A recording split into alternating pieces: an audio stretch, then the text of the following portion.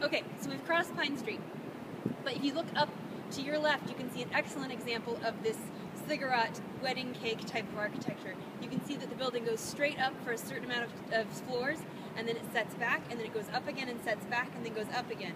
And this is sort of a cross-section of what you'll see all over the city. Directly behind you, 40 Wall Street, you can see it setting back, setting back, setting back, and then eventually, once they get to a small enough footprint, 25% of the overall building, you can go as far up as you want. So this building behind you is an excellent example of that, as is the Citgo Tower right off to your right.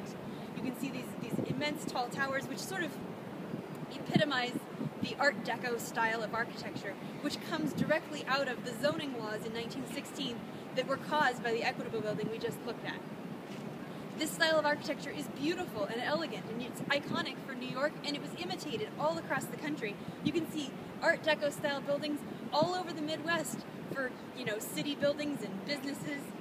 And they don't have to build that way. The zoning laws were only here, but because the Art Deco architecture is so elegant and so beautiful, it was imitated all over the place just for its beauty. So behind you, we have what would have been the Bank of Manhattan Trust building. So I'm going to come around on the other side.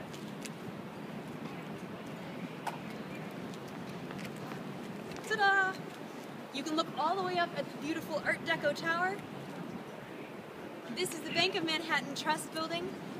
Bank of Manhattan set up by Aaron Burr, who we've talked about over there at the church earlier, set up originally as a water company.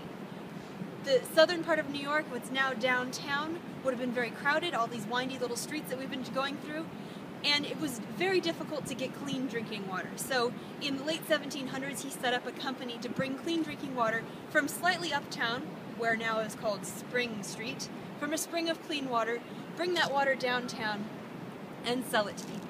So his company was in the business of selling clean drinking water, and eventually it morphed into a bank, investment bank, all kinds of financial things like that, in the New York tradition. This building actually faces Wall Street, but it's too crowded over there, so we're talking about it on the back side, which is easier to see anyway. Bank of Manhattan Trust was later on merged with Mr. Chase's bank. Samuel Chase, we talked about over there at the Sub-Treasury building, so it became Chase Manhattan Bank. Later on in 2000, it was merged again with J.P. Morgan. J.P. Morgan Chase, J.P. Morgan Chase Manhattan Bank. They kept all these pieces of the name together, and this bank became part of the architectural history of New York. On the other side, behind you again, which you can see here, the Chase building, built in 1960. As you can see, it doesn't have the setback that we're talking about with these buildings. It's a giant, massive, tall, 60-story high building in the most modern of styles. And why were they given permission to violate these zoning laws? Well, there was a compromise. The city decided, okay, we're going to compromise. We really want modern architecture. We really want banks and businesses to return to downtown Manhattan. In the 1960s, when this was built, the economy of the city was sort of moving uptown. After World War II, most of the business, most of the commerce was moving away from downtown and towards Midtown. And they wanted to figure out a way to revitalize this part of town. So, like governments typically do when they want to revitalize a certain part of town, they put in incentives. So they made a compromise, a new incentive. If you develop this property, you can build this giant, massive skyscraper, very efficient, as long as you build a plaza for public use. So that's what this is right behind me, this big empty space. It's a privately owned plaza that's open 24 hours a day, but not right now. Open 24 hours a day for the use of the public, for the enjoyment of everyone, and that way we don't have that narrow street, dark alleyway feeling. We have this beautiful open sunlit plaza for people around here to enjoy at their lunch hour. The only problem is right now it's closed, and it has been closed for a little over a year. No, like a year and a half. In September of 2011, the Occupy Wall Street movement began, which I'm sure you've all heard of, and the Occupy Wall Street protesters were protesting against big banks and Wall Street, and this is the place where they planned on camping out. This is the place they planned on occupying.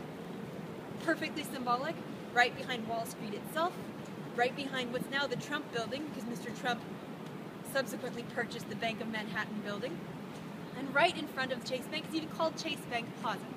But the Chase Bank people shut down the plaza the night before the Occupy Wall Street protests were planned to begin. A little bit fishy. A lot of people said this is very suspicious. It's hard to say. They said they were resurfacing it. They were weatherproofing it.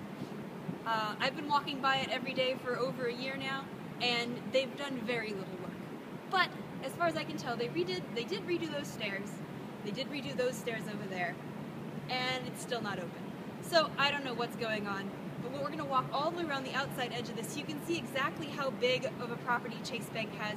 They're a major player in Lower Manhattan and a major player in the economy in general. So we're going to walk all the way around the back side of them and stop over on the other, exactly opposite to here, on the other side of the block.